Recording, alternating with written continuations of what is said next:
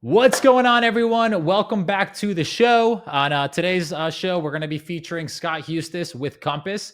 If you guys don't know who Scott is, you're about to learn that he's actually one of the most influential members in the entire real estate community here in New York City.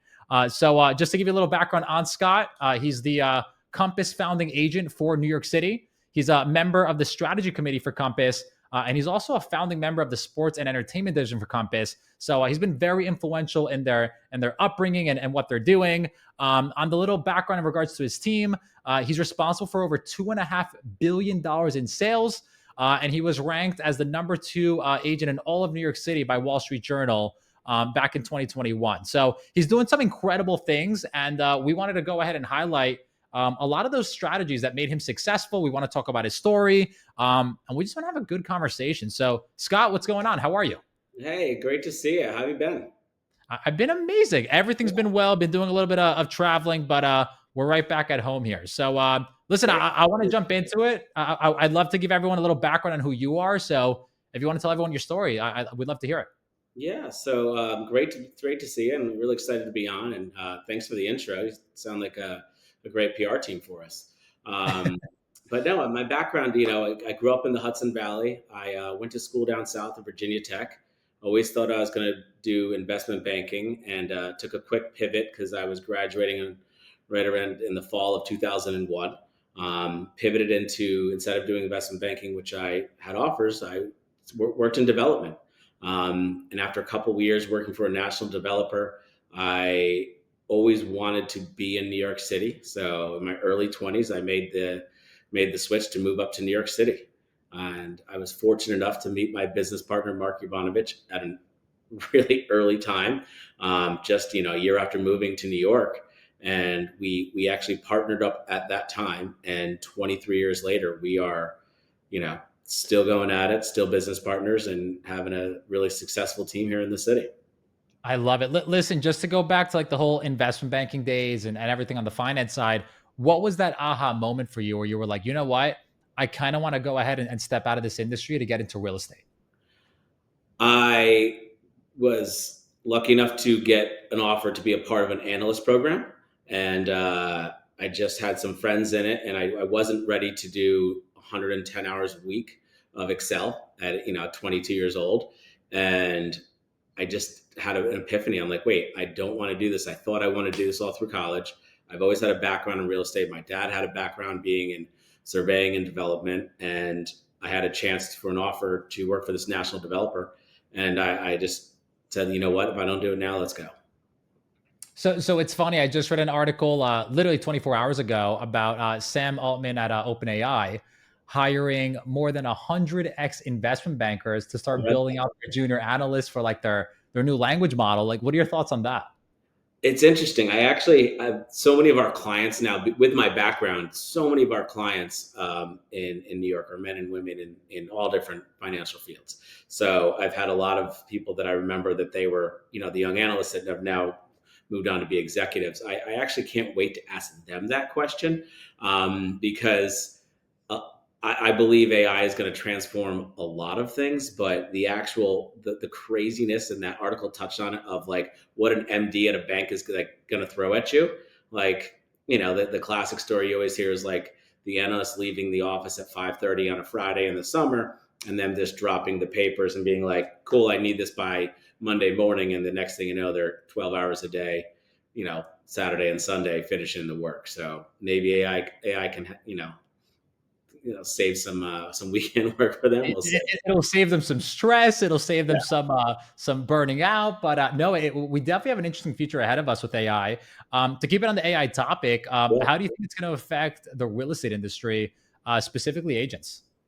I think if agents aren't using, I think any professional, if they're not thinking about AI, if they're not looking into it, if the if they're running a business, they're not using it. If the firm they're working with, like for us at Compass, I would be petrified if I didn't know, if Compass wasn't looking into AI.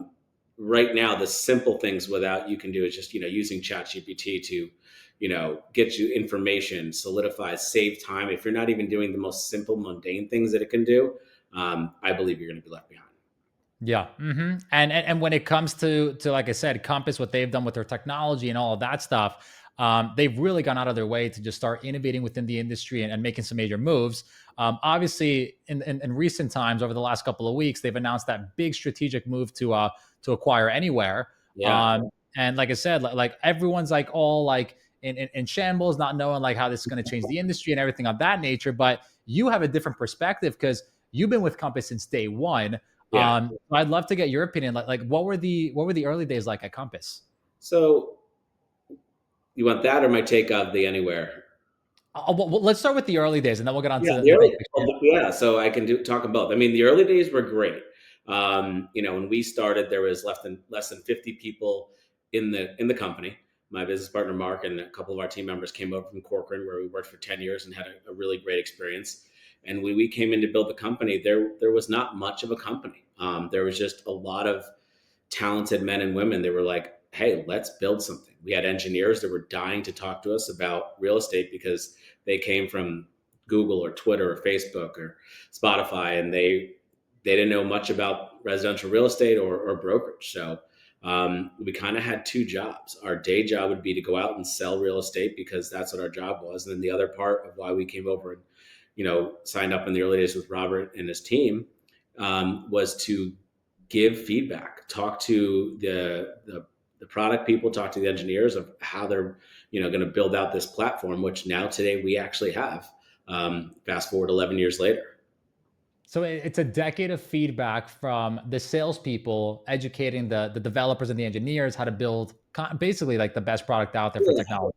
I mean, at this point, it's been a good machine of like you can give feedback through so many different ways through technology and talk to us, and they're always asking. In the early days, it would be a handful of us taking 3-4 hours out of our day instead of being out selling real estate, sitting in a conference room with a whiteboard with a bunch of engineers, and then we had a bunch of consultants that came from like Bain, Monitor, McKinsey. They would ask questions one way, the engineers would ask it another way, and we would half the time say like, no, you can't do that. So it was a wild time of like, this is what we can build, this is what works, and this is what we do on a day-to-day basis to sell these multi-million-dollar homes. No, that's amazing, and obviously it worked because, like I said, with this whole acquisition and everything that's happening out there in the real estate landscape, you guys have grown tremendously.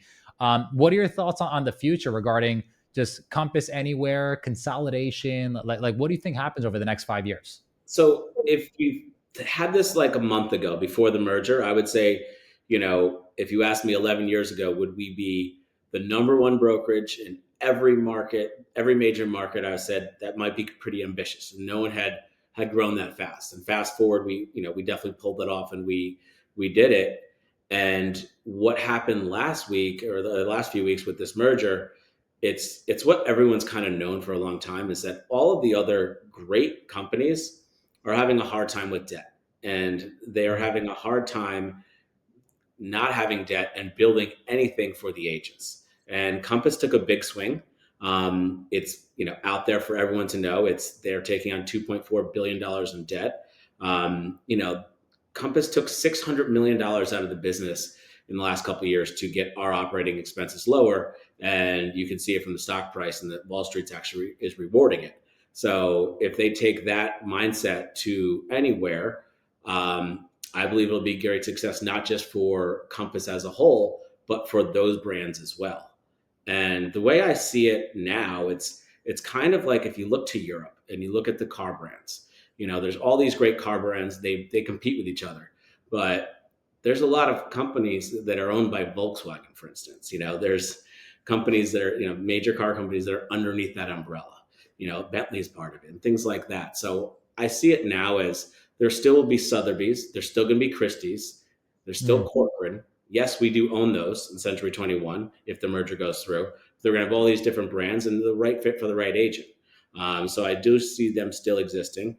I would see a world where the Compass technology definitely trickles into these companies. I know that adaptation will take some time. It's going to be a fun project for the technology team to. There's a lot of systems in place, but I definitely see a world where they do that. Um, because essentially now, under the Compass umbrella, they have to look out for all of these brands, whether it's, Cottage and Home or Century 21 or Corcoran or Sotheby's. So that's going to be the job of the leadership, is to actually give a great foundation and services for those agents. No, and it's so interesting because like with all these changes that are happening on the AI forefront and technology forefront, you guys are leaning into this and just going all at it and continuing to acquire and grow. So I think it's going to be an interesting time for the industry over the next 3 4 years. I do think that personally, the agents that are very successful and continuing to implement and innovate every single day will continue to rise to the top as they have been for the last couple of decades. But I'd love to take it back to production and what made you successful. Tell us more about your real estate business. What do you specialize in? What type of homes do you sell? Just to give everyone a little background there. Yeah, so we've been doing this for 2 decades. My business partner Mark Ivanovich and I, and we specialize in pretty much Manhattan, south of call it 110th Street, all the way down, and then into Brownstone, Brooklyn. If you take Brooklyn out of New York City, it'd be the fifth largest city in America. So New York City is pretty big. There's a lot of homes and areas to specialize in, but we do Manhattan and Brooklyn, and when it's Brownstone, Brooklyn, like currently I'm sitting in a $12 million home on the Upper East Side. But if you took this and put it into some of the popular areas in Brooklyn right now, it could be anywhere from 5 to 10 million. So that's why we've organically our team has done Brooklyn, is because the $20 million home in the West Village now is a little bit less there. So it's also been really popular neighborhoods. Amazing. And when your team's doing 9 figures a year in sales, you guys are selling well over hundreds of millions of dollars worth of real estate. Yeah. What's the actual strategy, or what's that one thing that actually moves the needle daily? Well, we have to have a process for everything. We have a playbook for when anything can happen, whether it's a buyer comes in, whether it's someone looking to rent, or the biggest thing that we have to take on is when we're listing someone's home. So, we have a full team. We have, 4 full-time team members that are, someone running operations, someone running marketing, someone assisting, us and the agents. We have multiple agents that are assisting Mark and I sell the homes. So every single home, whether it's a $25 million listing or a $1.5 million listing, we put a plan in place and we have a strategy to execute that, so we can present offers to the homeowner to decide if they want to sell. Is there any difference in marketing from selling a $2 million home to a $20 million property? You know, we have a strategy that we really stand by, is we put as much care into a 2 million as we do a 20, because we actually have the data where we've taken care of people on a rental on a 2 million and a 3 million. And the next thing you know, you're getting referred a 15 and a 20. Like, if we have such a good core group of, you know, past clients that, really think highly of us, and then a core group of referral partners, we would call them, whether it's attorneys and wealth managers and family offices that just take care of us. So, like, no matter what it is, we take that care, because you never know what's going to come next. But when it goes up in price point, you have to know knowledge. You have to know the market, and if you don't know all of the competition, then you're a deer in headlights with the client, and then you're not doing your job when it's someone walks in and you need to sell a home. Yeah. And as you mentioned, you have a process for every single part of your business. What's the one system you believe that the top 1% of agents are all using or implementing that the other 99% of agents are basically ignoring? The one thing for top agents that I think, if they're really doing things successful, is time blocking. Like, if they are saying, this is my time, like I have a time every day that I'm reaching out to past clients, and my team knows it's on my calendar. If my wife needs to reach me, she calls, because she would only call an emergency, or if someone on my team, like, otherwise I can't be reached during that time. And I'm using that time to check in with, everyone in our sphere and my past clients. I want to see how they're doing. I'm not checking in with them to, hey, can you sell your home? I mean, how are you doing? What's going on? What's your new world? Or, the things of, like, might be relevant. I noticed something about this restaurant we talked about. Just checking in, just being a real person and being there, not trying just to be a salesperson.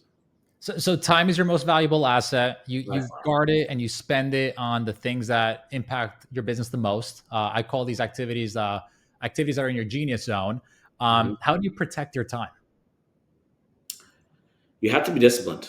You have to when you set your times, you have to pretend what I've been taught and what we do is if I have my time block that I'm going to do something, I go in the mindset that I'm in a listing presentation. So if I'm in a listing presentation, I'm walking into a multi-million dollar home in New York City and I'm having a one-on-one, say it's with you in your home, I'm not answering my phone. I'm not texting, I'm not emailing, I'm not slacking, I'm not DMing, all the things I might be doing when I walked up to your home. I'm there, I'm present, and I'm on because my job is to help advise you and find out what your needs as a seller. A lot of times we walk in, it's not to sell them. They just needed to get some options or like, hey, maybe we should sell next year. Have you talked to your financial team? Have you talked to your accountants? So if I'm not there and present, you know, it doesn't go. No, and something I've noticed is like even just in setting up this interview, you have your PR manager, you have your director of marketing, you have your executive assistant. You're someone that is very, very good at delegation, as I find in a lot of top producers. Tell us more about your team structure. How did you Yeah. put that together? Who's a part of it? And I don't think any great team is very successful without having great people and also kind of being united. So Mm. I'm very fortunate enough to obviously have a business partner, Mark, of 2 decades.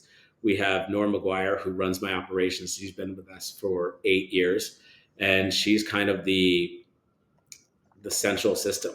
She is, TSA every day and air traffic control, and she keeps the trains on time. Like she's doing a lot for the team.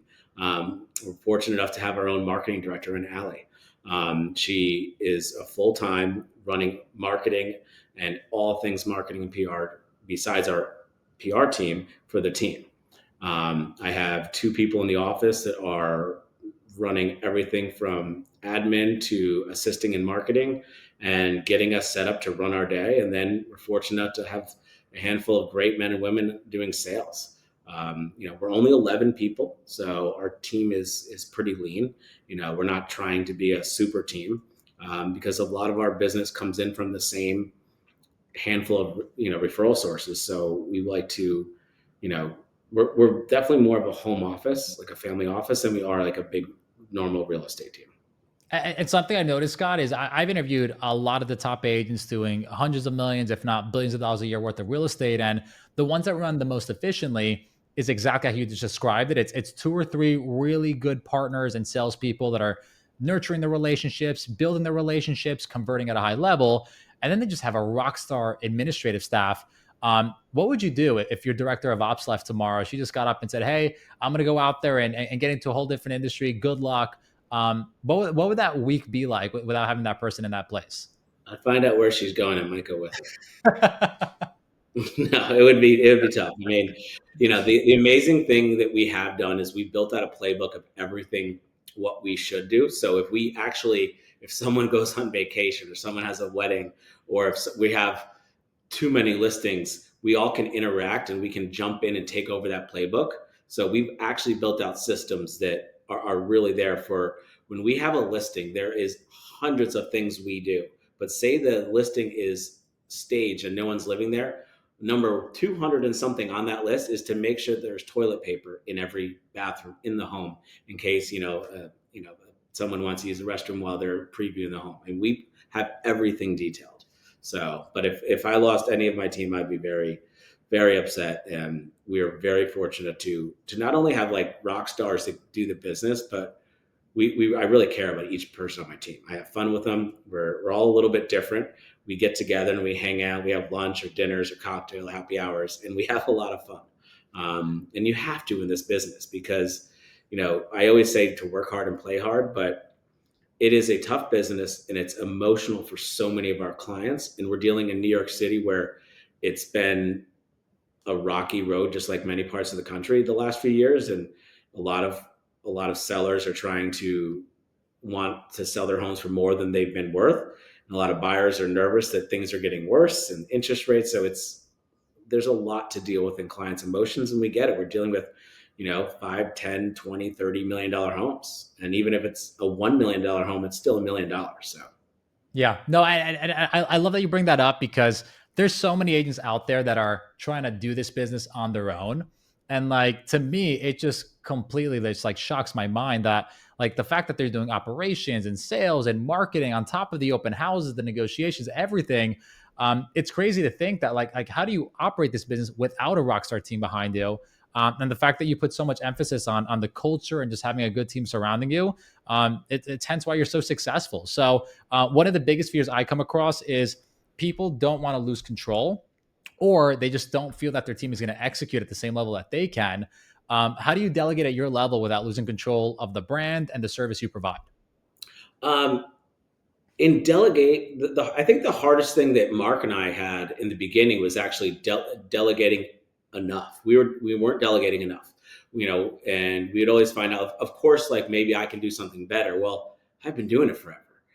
So you actually have to delegate, but you have to kind of let your team members go, and it might not be perfect the first time. It might not be perfect the second time, but neither was it when I did it, and neither was it when Mark did it. So we have to consistently delegate and understand, like, okay, they need to go out and do this, and also empower them to do it on their own.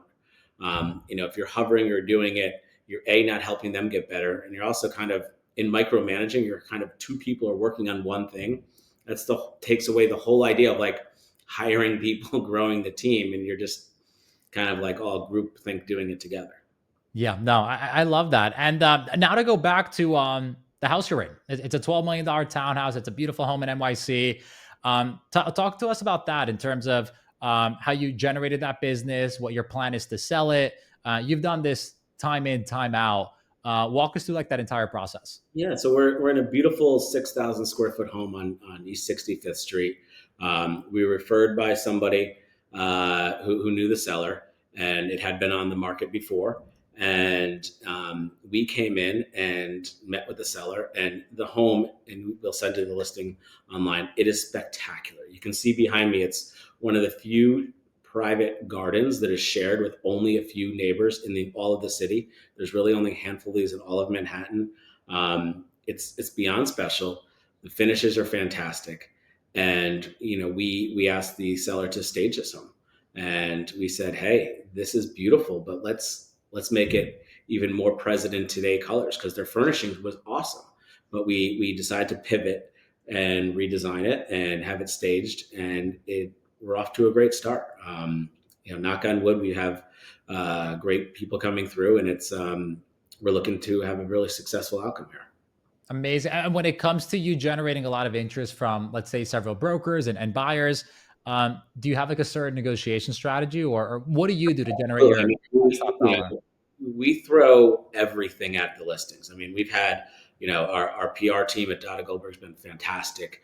We've had this home in multiple different press. We've had it it's been out there all over. Our outreach to the agents. First off, we know who all the top agents are. We've been doing this long enough. We personally call them. We personally reach out to them.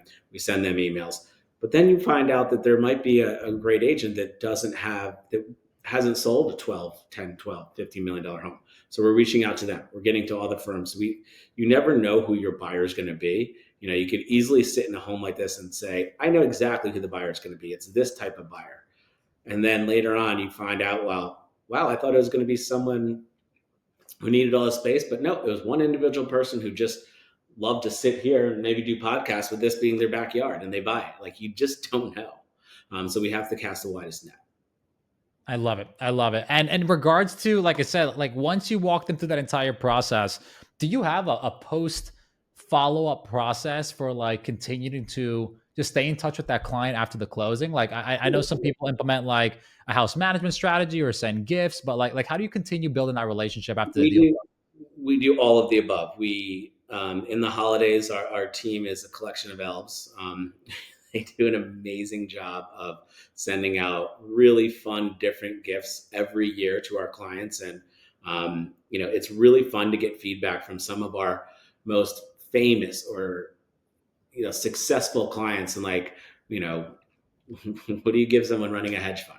And we give them these all different interesting gifts and something that's meaningful from us. And they give us a call. We've given them our branding from Paradigm Advisory, some fun stuff from that. And it's really, really nice to hear.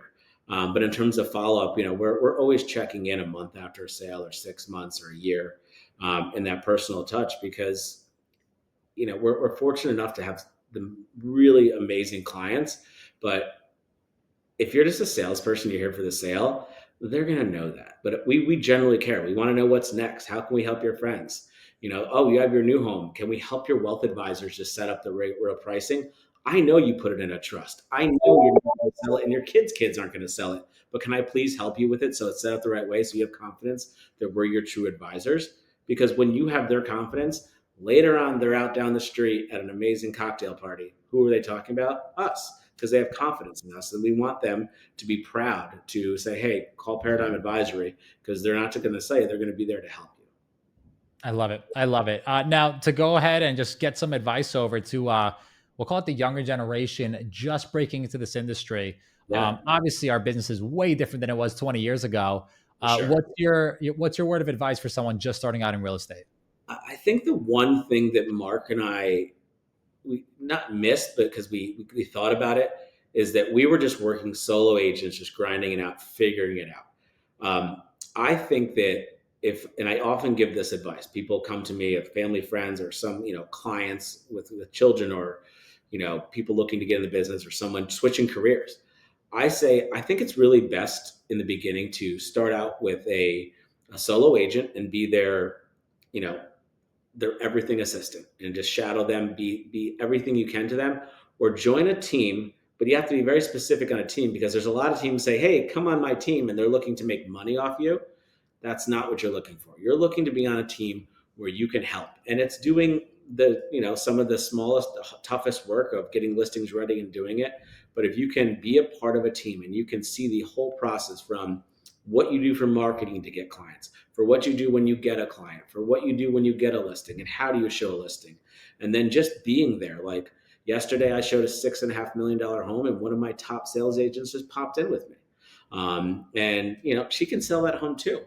She'd do a great job. If I wasn't there, I know she could sell it. But she popped in. She did part of the showing with me, and it was a great thing. We talked about the showing afterwards. The client had some interesting questions. It was 10 minutes, but it was a great part for her in her day. And we asked our team members to do that as well. Yeah, and honestly, just them shadowing you and understanding how you speak to people, whether it's your tonality or your body language, or everything, like it's just so important. And them understanding, like here's how I could embody what Scott's already done, and kind of live up to that standard. So, no, I think that's really cool. Just to kick off, a fun question: do you have a favorite book or a book you'd recommend to people? Yeah, Steve Schultz and Chris Voss. Chris Voss is amazing. It's the Full Service Agent. Yeah, The Full Service Agent. Okay. I haven't read that one. I'm actually going to pick it up. It's actually a yeah, really good one. yeah. And then I would love to learn one last question. Favorite restaurant in New York City? Favorite restaurant? It's got to be Pasties Okay. in meatpacking. It's I go there with my family. I take friends and clients there. I live in the West Village, and it's kind of just like our Parisian diner. And you can literally go there for breakfast or lunch, or you can bring someone there for like a special meal. I love it. I love it. Honestly, Scott, it's been a really good time in terms of like invaluable knowledge. I think a lot of people have huge takeaways from this. If people are interested in joining your team, or they want to work with you, or they just want to get in contact with you, what would be the best way? The best way is probably our Instagram at paradigm_advisory. My Instagram is scott.hustis. Or you can do our website at paradigm-advisory.com. Amazing, amazing. And if anyone's interested in PR or marketing services, please reach out to Dada Goldberg, who actually connected us with Scott to begin with. You can find them at Dada DADA Gold GOLD Berg BERG.com. Yep. As mentioned, our goal is to elevate the entire experience when it comes to real estate and business professionals, really just providing them with the systems, the knowledge, and the training they need to go out there and scale. And if you guys ever need any help when it comes to staffing in-person talent, or even virtual talent, you could contact us here at goldbarstaffing.com. But thank you so much for tuning in. Scott, thank you for being our guest. You've been Cool. incredible. And I look forward to running this back at some time in the future. Absolutely. I look forward to seeing you, and thanks for having us on. Thanks, man. Talk to you soon. Take care. See ya.